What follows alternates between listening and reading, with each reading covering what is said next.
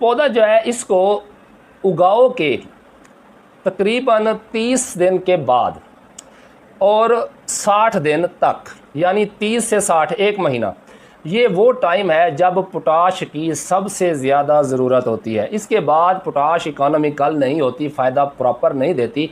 और इससे early stages पर अगर पोटाश की कमी हो तो वो जैसे ही पौधा 15 इंच का होगा तो नज़र आना शुरू हो जाएगी।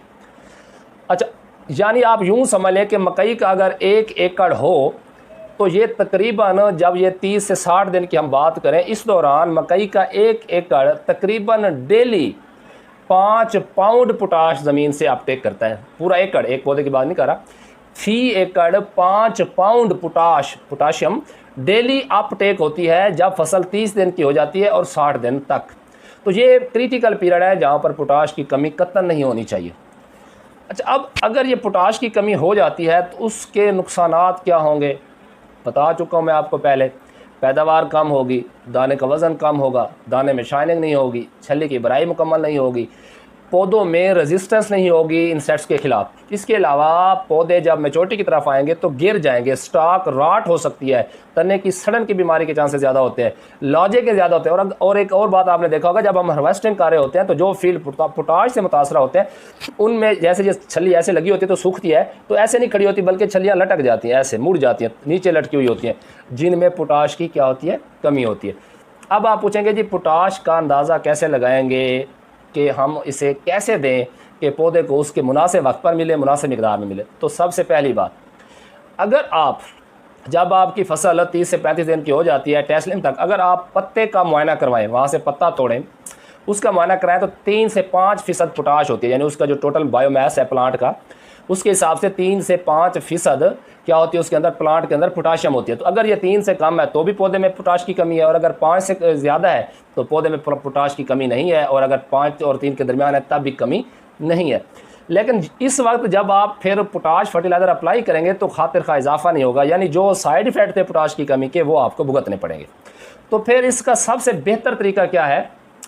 बेहतर तरीका यही है कि बजाय इससे कि हमारी यील्ड मुतासिर हो, हम बाद में अप्लाई करते रहें, आप सबसे पहला काम करें, अपनी ज़मीन का तज्ज़िया कराएं। ठीक है, तो वहाँ पर लेबॉरेटरी वाले जब आपको बताएंगे कि आपकी ज़मीन में पोटाश की डेफिशिएंसी है या सफिशेंट है, तो फिर आप बिजाई के वक्त ही बेहतरीन टाइम है पोटाश इस्तेमाल करने का।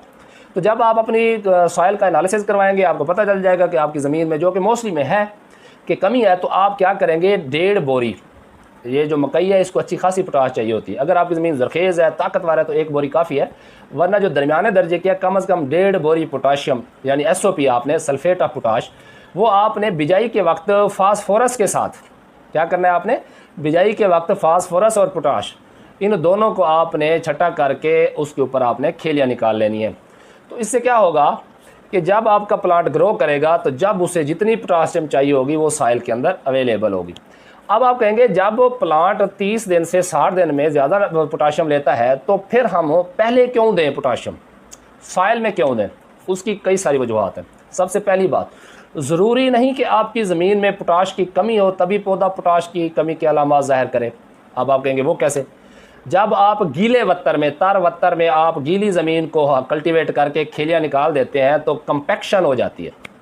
जब आप चोपा लगाएंगे तो रूट्स ज़्यादा फैलेंगे नहीं, तो अर्ली स्टेजेस पर तो इतनी डिमांड नहीं होती पौधे की पोटाशियम की। जैसे ही पौधा 15 इंच का होगा, अब उसकी जड़ें नीचे ज़्यादा नहीं फैली, सॉइल में कंपैक्शन है, सख्ती है, तो अब जो प्लांट्स के को चाहिए ना पोटाशियम, वो डिमांड पूरी नहीं कर सकेंगी रूट्स, यानी रूट्स का जो एरिया है, सरफेस एरिया, वो कम है। आपकी सॉइल में बेशक पोटाशियम डेफिशिएंट ना हो, कम ना हो, लेकिन वो रूट्स पर पौधे की जो डिमांड है वो पूरी नहीं कर पाती, जिससे क्या होता है, पौधा पोटाशियम की कमी का शिकार हो जाता है। इसके अलावा जब आप गीली जो है वो ज़मीन में आप खेलियाँ निकाल लेते हैं और या फिर आप पानी भी लगाते रहते हैं, उसके बाद यकदम आप सोका दे देते हैं, ज़मीन ड्राई हो जाती है एक दफ़ा, तब भी कंपैक्शन क्रिएट हो जाती है। उसमें भी यही होता है कि रूट्स वहाँ पर प्रोलिफरेट नहीं कर सकती, ज़्यादा फैलती नहीं है, तो जब बाद में जब पौधे को डिमांड होती है ज़्यादा पोटाशियम की, तो रूट्स पूरी नहीं कर सकती, और ज़मीन में कमी ना होने के बावजूद पौधे को पोटाशियम की क्या होता है, कमी का सामना करना पड़ता है। अच्छा, अब आप कहेंगे कि फिर पोटाशियम को और फास्फोरस को बिजाई के वक्त इकट्ठा क्यों देते हैं, फास्फोरस रहने दे, पहले पोटाश दे देते हैं।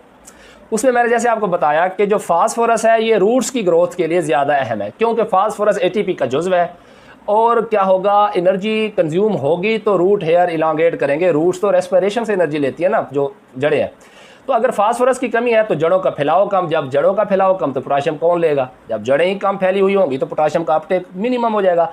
इसीलिए जब आप बिजाई के बाद पोटाश और फास्फोरस दोनों इस्तेमाल करेंगे तो जैसे आपका प्लांट्स ग्रो करेगा तो 15 इंच तक पहुंचने से पहले उसकी जड़ें अच्छी खासी जो है वो फैल चुकी होंगी और पोटाशियम भी वहाँ पर अवेलेबल होगी। तो जैसे उसको हाई डिमांड पोटाशियम चाहिए होगी तो रूट्स भी अच्छे खासा उनका जो है वो सरफेस एरिया कवर की हुई है और पोटाश भी वहाँ पर अवेलेबल होगी। इसलिए कहा जाता है कि आप बिजाई के वक्त फास्फोरस और पोटाश का इस्तेमाल लाजमी करें।